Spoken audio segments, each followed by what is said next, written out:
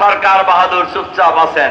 আপনারাও নির্বাচিত সরকার নয়, আবার যাদের কথায় আপনারা লাফালাফি করতেছেন তারাও এমন কোন দল না। তারা যদিও 5ই আগস্টের পর দেশের মালিক ভাব হয়ে গেছে তাদের, কিন্তু ভোটের আগেই নিজেরা সরকার ভাব, এই ভাব বাংলাদেশের জনগণ মেনে নেবে না।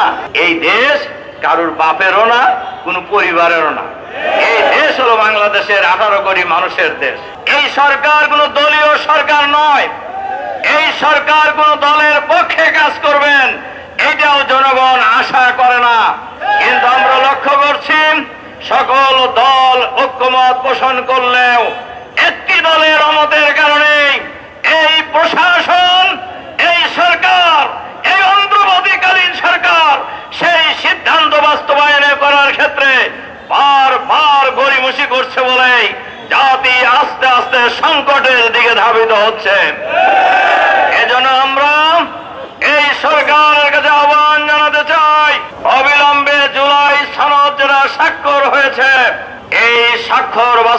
এই জুলাই সনদ বাস্তবায়নের জন্য অবিলম্বে নভেম্বরের মধ্যেই গণভোট দিতে হবে। বাংলাদেশের ইতিহাসে এর আগেও গণভোট হয়েছে 3 বার, কিন্তু কোন সময় জাতীয় নির্বাচন আর গণভোট একসাথে হয় নাই। এবার কেন একসাথে হওয়ার প্রশ্ন এসেছে?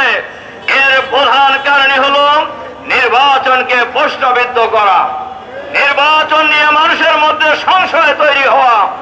এ কারণে গণভোটের একদিনে গণভোট এবং জাতীয় সংসদ নির্বাচনের কথা কেউ বলছেন, আর সরকার বাহাদুর চুপচাপ আছেন।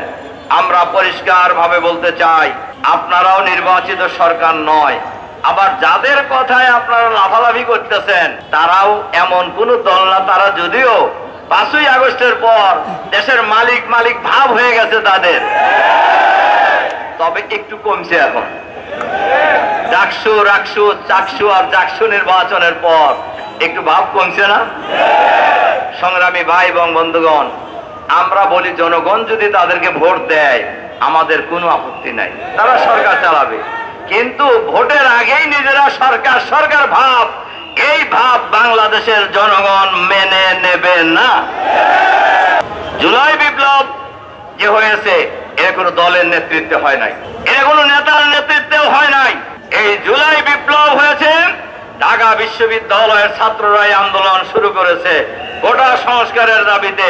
সেই দাবিতে যখন জুলুম নির্যাতন চালানো হয়েছে, পাখির মতো গুলি করে হত্যা করা হয়েছে ছাত্রদেরকে, সেই সময় বিশ্ববিদ্যালয় শিক্ষক, কর্মকর্তা, কর্মচারী, রিক্সাওয়ালা, ভ্যানওয়ালা, ঠেলাওয়ালা, সকল শ্রেণী পেশার মানুষ, দল মত, জাতি, বর্ণ, ধর্ম নির্বিশেষে ঐক্যবদ্ধভাবে প্রতিরোধ গড়ে তোলার মধ্য দিয়ে দীর্ঘ 16 বছরের ফ্যাসিবাদী শাসনের অবসান ঘটিয়েছে। ফ্যাসিবাদী সরকার পদত্যাগ করে মামুর বাড়ি পালিয়ে যেতে বাধ্য হয়েছে। অতীতে যেমন বাংলাদেশের মানুষ ঐক্যবদ্ধ প্রতিরোধ গড়ে তুলেছে, আবার যদি কেউ ফ্যাসিবাদ কায়েম করতে চায় তাহলে সেই ফ্যাসিবাদের বিরুদ্ধেও বাংলাদেশের মানুষ ঐক্যবদ্ধ প্রতিরোধ গড়ে তোলার জন্য প্রস্তুত আছে। এ কথা কারোরই বলা উচিত নয়। এই দেশ কারুর বাপেরও না, কোন পরিবারেরও না। এই দেশ হলো বাংলাদেশের 18 কোটি মানুষের দেশ। এই দেশ 18 কোটি মানুষের দেশ। এই দেশ কিভাবে পরিচালিত হবে এটা নির্ধারণ করবে বাংলাদেশের 18 কোটি মানুষ।